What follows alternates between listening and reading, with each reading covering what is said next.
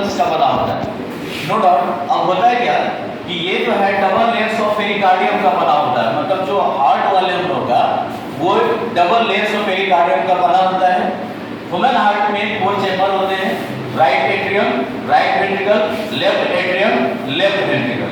दो तरफ के वाल्व है, एक होता है बाइस्फीड, दूसरे होते हैं ट्राइस्फीड। जो बाइस्फीड वाल्व होता है उसको हम लोग मिट्रल वाल्व भी बोलते हैं।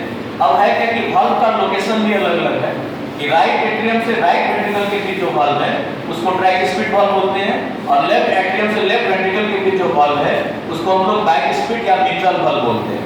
समझे? मेन वर्क हार्ट का हो जाता है कॉन्ट्रैक्शन और रिलैक्सेशन। इट मींस होता है कि जब 4 चैम्बर है तो किसी 2 चैम्बर में अगर कॉन्ट्रैक्शन होता है तो उनके दूसरे चैम्बर में रिलैक्सेशन होगा। समझे? और बड़ा आसान है कि हार्ट के इस कॉन्ट्रैक्शन और रिलैक्सेशन को हम लोग जनरली 2 तरह के प्रेशर से रिप्रेजेंट करते हैं, मतलब जो हम लोग का ब्लड प्रेशर होता है उसको हम लोग 2 टाइप से रिप्रेजेंट करते हैं। एक हो गया आपको सिस्टोलिक प्रेशर, दूसरा होता है डायस्टोलिक प्रेशर। जब भी आप बोलते हैं बीपी तो याद रखिएगा 2 तरह के प्रेशर होते हैं, सिस्टोलिक एंड डायस्टोलिक। जो सिस्टोलिक प्रेशर होता है वो हमारा कॉन्ट्रैक्शन होता है। समझे? यानी जो कॉन्ट्रैक्शन होगा वो सिस्टोलिक होगा, और जो आपका डायस्टोलिक है वो रिलैक्सेशन है। यानी कि contraction of the heart is called systolic pressure and रिलैक्शन of the heart तो हम लोग का कहते हैं डायस्टोलिक प्रेशर। तो चाहे वो सिस्टोलिक हो या डायस्टोलिक हो, दैट मींस कि वो कॉन्ट्रैक्शन हो या रिलैक्सेशन हो, तो इसको एक मशीन से जो है मेजर किया जाता है, जिस बीपी मशीन को हम लोग बोलते हैं एस्फाइगमोमेनोमीटर। समझे? उस मशीन को बोलते हैं एस्फाइगमोमेनोमीटर। इस मशीन के अकॉर्डिंग जो नॉर्मल बीपी होता है वो किसी भी हेल्दी वुमेन का होगा कि systolic 120 mmHg by diastolic 80 mmHg।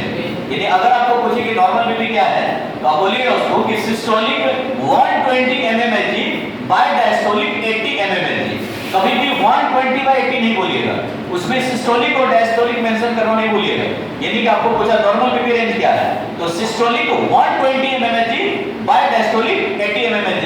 जिसको सबसे लास्ट में लिखे यहां पर कि normal BP systolic 120 mmHg by diastolic 80 mmHg। यहां पर देखिएगा सिस्टोलिक 120 और डायस्टोलिक 80 mmHg। क्लियर है?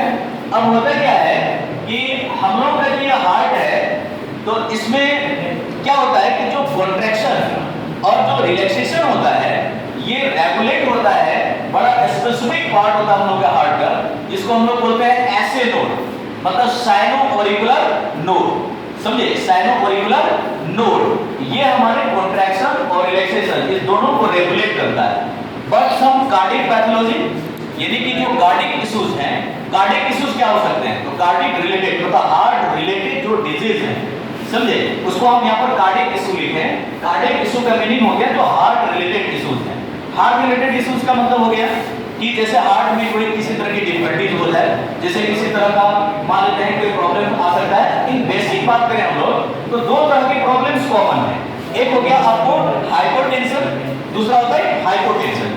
जब हम लोग हाइपरटेंशन की बात करते हैं तो हाइपरटेंशन में ब्लड प्रेशर इंक्रीज हो जाता है। समझे?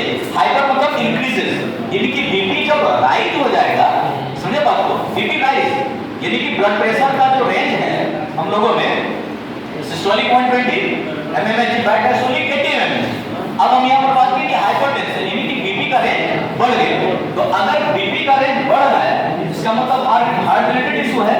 तो अगर इस तरह का कंडीशन होता है तो उसका सीधा इंपैक्ट क्या हो सकता है तो मायोकार्डियल इंफार्क्शन हो सकता है, ब्रेडिकार्डिया हो सकता है, या फिर कोलेस्ट्रॉल का एक्युमुलेशन अगर हम लोग के हार्ट में होता है तो उस कंडीशन को हम लोग इस्कीमिया बोलते हैं। तो all these are cardiac pathology या कार्डियक रिलेटेड इशू।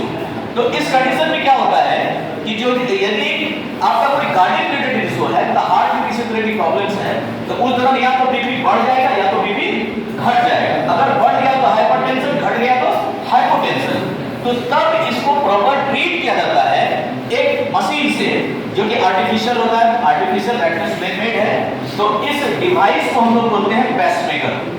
तो पेसमेकर जो है वो क्या किया जाता है तो पेसमेकर हाइपर या हाइपो दोनों को ट्रीट करता है, मतलब बीपी को बड़ा नॉर्मल रखता है, उसको ना बढ़ने के लिए देगा ना घटने के लिए देता है। तो अब होता क्या है कि हार्ट में किसी तरह का यदि एबनॉर्मल कोई कंडीशन हो जाए तो उसको हम लोग अर्ली स्टेज में जो डिटेक्ट डिटेक्ट करेंगे तो उसको हम लोग बोलते हैं ईसीजी, समझे?